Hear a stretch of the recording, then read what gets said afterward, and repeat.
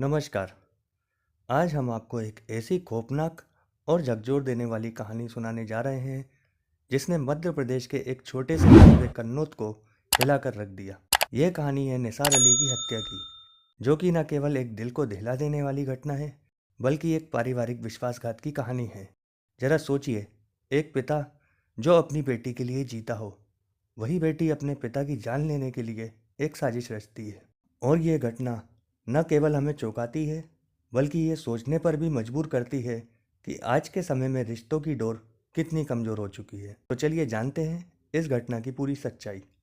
मध्य प्रदेश के देवास जिले में कन्नौज थाना क्षेत्र के अंतर्गत रहने वाले 45 वर्षीय निसार अली, जो कि खुद के मकान में अपनी मोटर बाइंडिंग की दुकान चलाते थे। निसार के परिवार में उनकी पत्नी और उनकी एक बेटी और एक बेटा था। निसार अली की बड़ी बेटी, जिसकी उम्र महज 14 वर्ष थी, और इतनी छोटी उम्र में ही उसे पबजी खेलने की लत लग चुकी थी।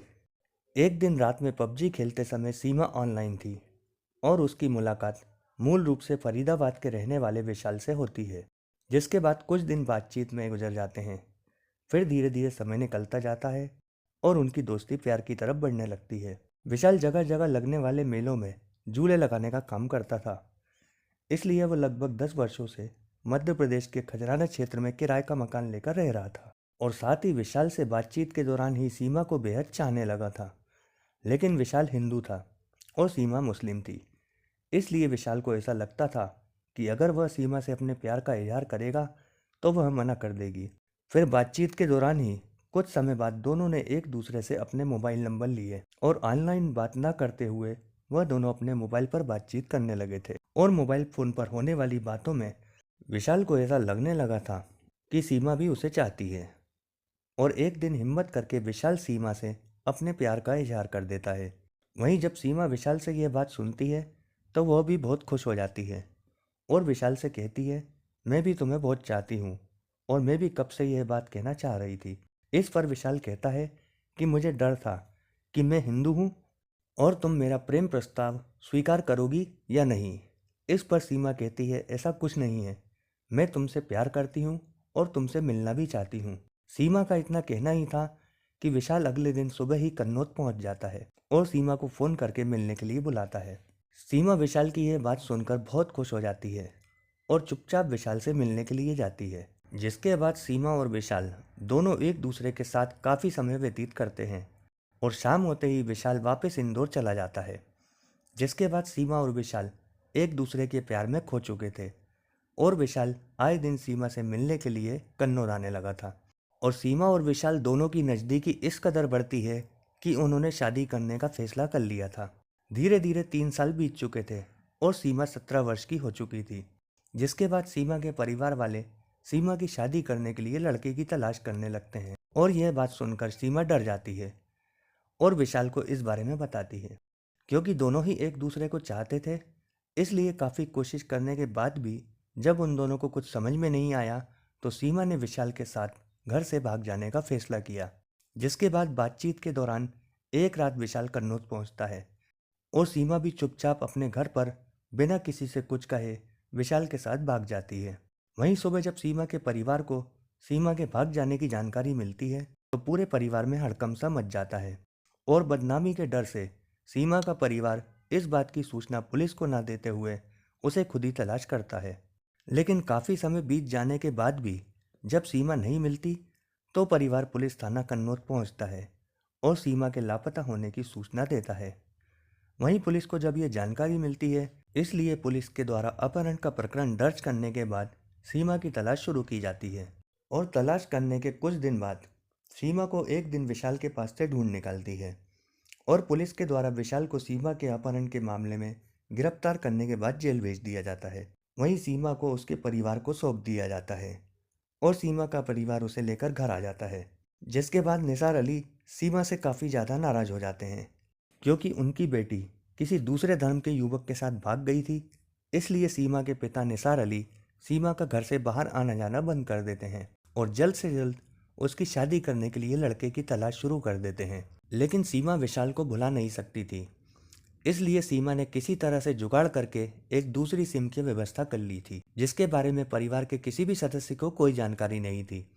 और जब विशाल जेल से जमानत पर बाहर आता है तो सीमा उसी सिम के द्वारा विशाल से फोन पर बातचीत करने लगी थी। और सीमा विशाल से कहती थी कि तुम चिंता मत करो, अभी मैं नाबालिग थी इसलिए मैं कुछ न कर सकी, लेकिन 18 साल की होते ही वह एक बार फिर अपना घर छोड़कर विशाल के साथ भाग जाएगी।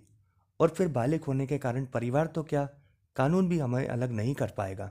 लेकिन सीमा दूसरी तरफ अपने पिता के द्वारा उस पर लगाई गई पाबंदी के चलते उनसे काफी नाराज थी। इसलिए वह अपने पिता से बदला लेने के लिए एक साजिश रचने लगी थी, जिस साजिश के तहत कन्नौज के ही रहने वाले एक हिंदू परिवार से निसार अली का काफी अच्छा घरोबा था। उस परिवार की एक महिला को निसार ने अपनी मुंह बोली बहन मान रखा था और वह हर रक्षाबंधन पर उस महिला से राखी भी बनवाता था। सीमा यह बात जानती थी कि मुंह बोली बहन का रिश्ता कोई रिश्ता नहीं होता है। इसी वजह से सीमा को ऐसी आशंका थी कि उसके पिता निसार अली उसकी मां को धोखा देकर उस महिला को मुंह बोली बहन बनाकर उसके साथ अय्याशी कर रहे हैं। इसलिए सीमा ने निसार और उसकी मुंह बोली बहन के बीच चल रहे असली रिश्ते की जानकारी जुटाने के लिए अपनी खोज शुरू कर दी थी। जिसके बाद एक दिन ऐसा आया कि निसार अली अपना मोबाइल अपने घर पर भूल गए और किसी काम से बाहर चले गए थे और सीमा के हाथ एक मौका लग चुका था। इसलिए सीमा ने अपने पिता का मोबाइल लिया और उसकी जांच करना शुरू कर दी।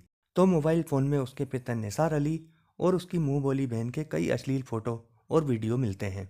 इसके अलावा सीमा को अपने पिता के मोबाइल पर व्हाट्सएप चैट में भी अश्लील बातों की जानकारी मिलती है।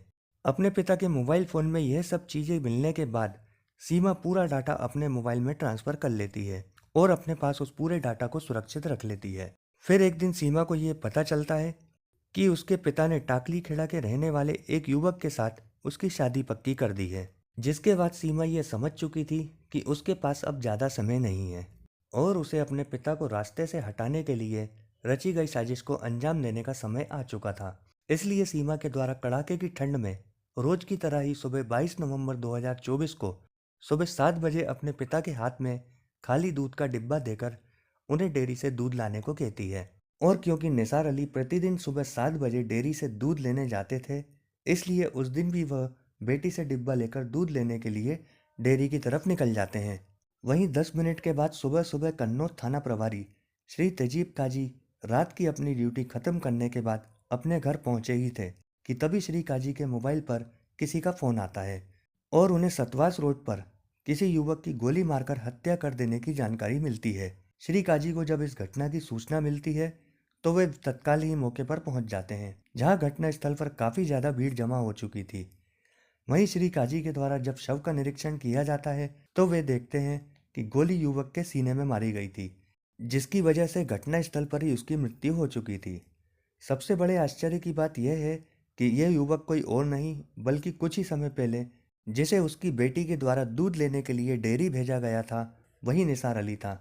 वहीं श्री काजी के द्वारा घटना स्थल का निरीक्षण शुरू किया जाता है तो जांच पड़ताल करने के बाद भी इस बात का अंदाजा लगाना मुश्किल था कि आखिर निसार अली पर गोली किसने और क्यों चलाई और वह कौन था और कहां से आया था, क्योंकि क्षेत्र में बहुत ही कड़ाके की ठंड होने की वजह से घटना स्थल के आसपास इतनी सुबह किसी भी प्रकार की आवाजाही नहीं थी। वहीं यह मामला बहुत ही ज्यादा गंभीर था, इसलिए श्री काजी के द्वारा इस घटना की जानकारी देवास पुलिस अधीक्षक श्री पुनीत गहलोत के साथ ही एडिशनल एसपी ग्रामीण श्री आकाश बुरिया को दी जाती है।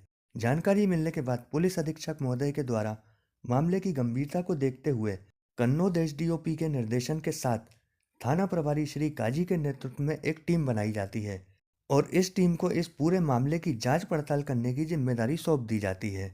जिसके बाद श्री काजी के द्वारा सबसे पहले निसार खान के बारे में जानकारी निकाली जाती है, जिस जानकारी में श्री काजी को पता चलता है कि मृतक निसार अली पिछले कई वर्षों से कन्नौज में रहकर मोटर बाइंडिंग का काम कर रहे थे और कन्नौज में निसार अली का खुद का मकान भी है।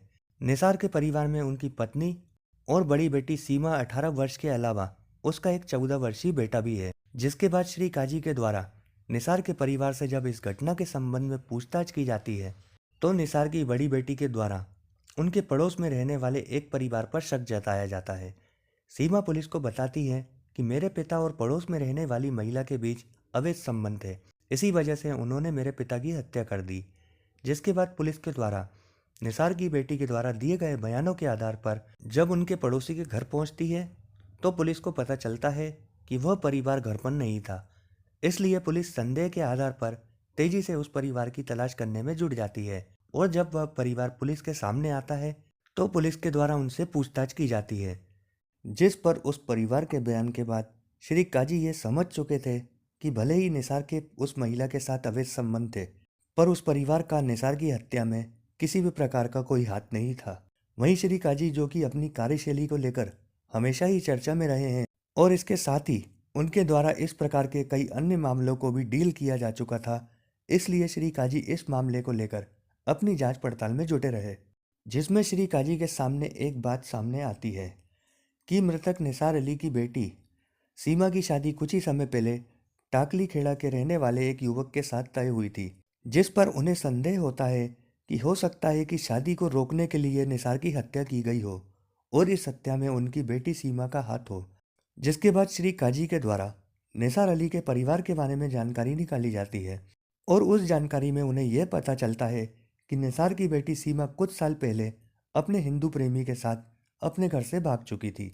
घटना के समय सीमा नाबालिग थी और पुलिस के द्वारा उसे ढूंढ निकाला गया था और उसके प्रेमी विशाल पर सिर्फ अपहरण का प्रकरण दर्ज किया गया था, क्योंकि उस समय सीमा नाबालिग थी और उसके परिवार ने उसकी बदनामी के डर से उसका मेडिकल करवाने से मना कर दिया था। जिसके साथ ही सीमा ने भी अपने बयान में यह कहा था कि विशाल ने उसे हाथ भी नहीं लगाया है। जिसके बाद श्री काजी के द्वारा उस समय घटना में कार्रवाई करने वाले पुराने स्टाफ से इस बारे में चर्चा की जाती है तो उन्हें एक चौंकाने वाली जानकारी मिलती है। पुराने स्टाफ के द्वारा श्री काजी को बताया जाता है कि सीमा पूरी तरह से अपने प्रेमी विशाल के पक्ष में थी और वह वापस अपने घर नहीं जाना चाहती थी, लेकिन सीमा नाबालिग थी इसलिए उसे अपने घर वापस जाना पड़ा, नहीं तो वह अपनी मर्जी से अपने प्रेमी विशाल के साथ रहना चाहती थी। जिसके बाद विशाल को जेल भेज दिया गया था और कुछ समय बाद वो जमानत पर बाहर आ गया था। इस बात की जानकारी मिलने के बाद श्री काजी को कहीं ना कहीं भरोसा हो गया था कि हो ना हो निसार की हत्या के पीछे उसकी बेटी सीमा की होने जा रही शादी से कोई ना कोई कनेक्शन हो सकता है। इसी वजह से श्री काजी के द्वारा की जा रही जांच सीमा के प्रेम प्रसंग की तरफ मुड़ गई और जांच पड़ताल के दौरान श्री काजी ने सबसे पहले विशाल की तरफ रुख किया, क्योंकि उन्हें इस बात की जानकारी लग चुकी थी कि सीमा का प्रेमी विशाल इंदौर के खजराना क्षेत्र में रह रहा था और अगर किसी भी प्रकार से निसार की हत्या के पीछे विशाल का हाथ है तो वह इंदौर से कन्नौज आया होगा और वापस भी गया होगा।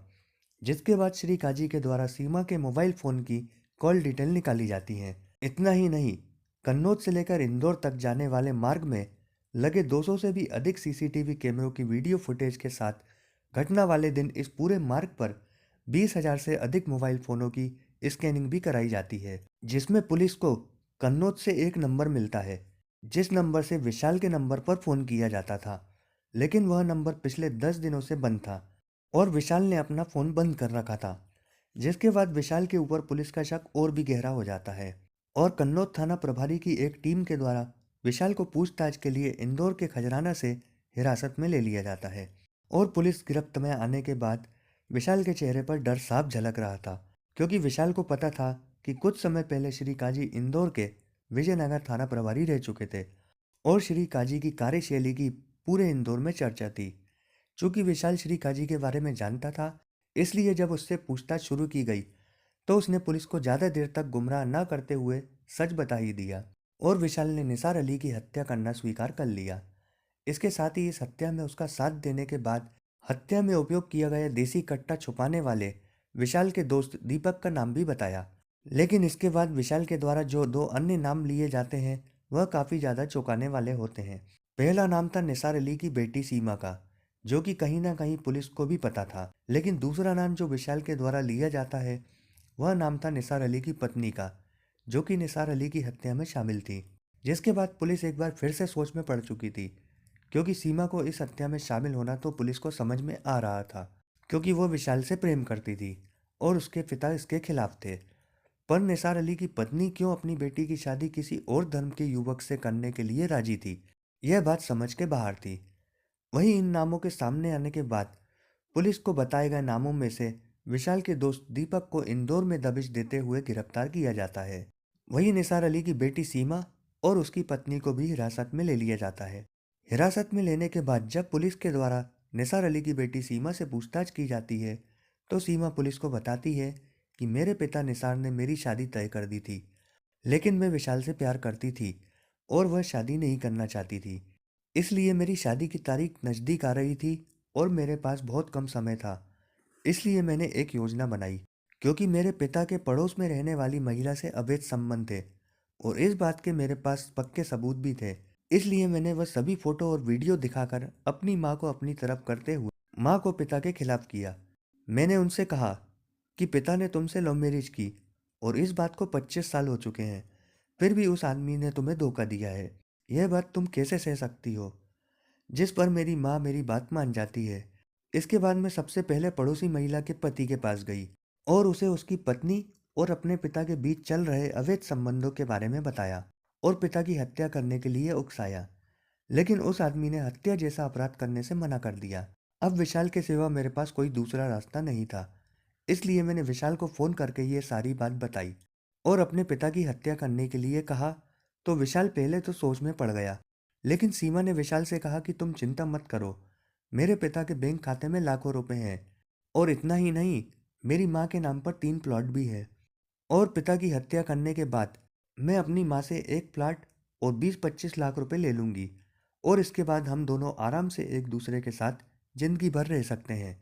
वहीं विशाल पहले से ही सीमा को बहुत चाहता था, तो उसने सोचा कि सीमा के पिता को रास्ते से हटाने के बाद सीमा भी मुझे मिल जाएगी और साथ में इतना सारा पैसा भी मिल जाएगा। विशाल इसी लालच में आकर निसार अली की हत्या करने के लिए राजी हो गया था और योजना के अनुसार विशाल घटना से 10 दिन पहले अपना मोबाइल बंद कर लेता है।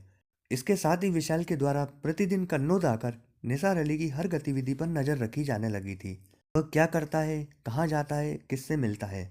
अब सीमा और विशाल के द्वारा बनाया गया प्लान को अंजाम देने का समय आ चुका था और 22 नवंबर की सुबह विशाल सीमा के घर के पास ही कुछ ही दूरी पर आकर खड़ा हो जाता है और सीमा जब घर से बाहर निकलकर देखती है तो उसे विशाल दिखाई देता है।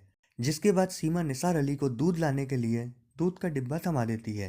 अब क्योंकि निसार अली का यह रोज का काम था और कुछ ही दिन में बेटी की शादी भी होने वाली थी, इसी वजह से निसार अली डिब्बा लेकर सोच विचार करते हुए दूध लेने के लिए डेयरी की तरफ निकल पड़ते हैं। दूसरी तरफ निसार को घर से निकलते देखकर विशाल अपनी बाइक से निसार के पीछे आता है और अपने पास से कट्टा निकालकर निसार पर गोली चला देता है और वह गोली निसार के सीने में लगती है। वह तुरंत ही जमीन पर गिर जाते हैं और मौके पर ही निसार की मौत हो जाती है। जिसके बाद निसार को गोली मारने के बाद विशाल कन्नौज से सीधे इंदौर पहुंचता है और इंदौर में अपने दोस्त दीपक के घर जाकर अपना देसी गट्टा उसके घर छुपा देता है। सीमा और विशाल के द्वारा बनाए गए प्लान पर विशाल को भरोसा था कि प्लान के मुताबिक 10 दिन से उसने अपना नंबर बंद कर रखा था और सीमा से कोई बातचीत नहीं की थी और इस पूरी साजिश में सीमा के साथ उसकी माँ भी शामिल थी। इसलिए निसार की हत्या के बाद पुलिस माँ और बेटी पर किसी प्रकार का शक नहीं करेगी और न ही विशाल तक पहुंच पाएगी और सब इस मामले में बच जाएंगे।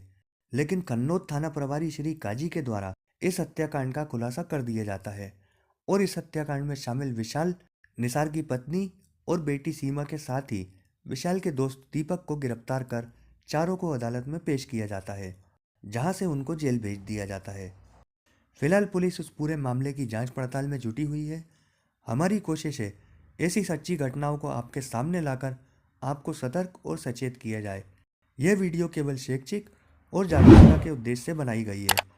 साथ ही हमारे चैनल की मंशा किसी भी व्यक्ति की भावनाओं को ठेस पहुंचाना या उसे बदनाम करने की नहीं है। यह कहानी यहीं खत्म नहीं होती। जल्द मिलते हैं एक नई कहानी के साथ। धन्यवाद।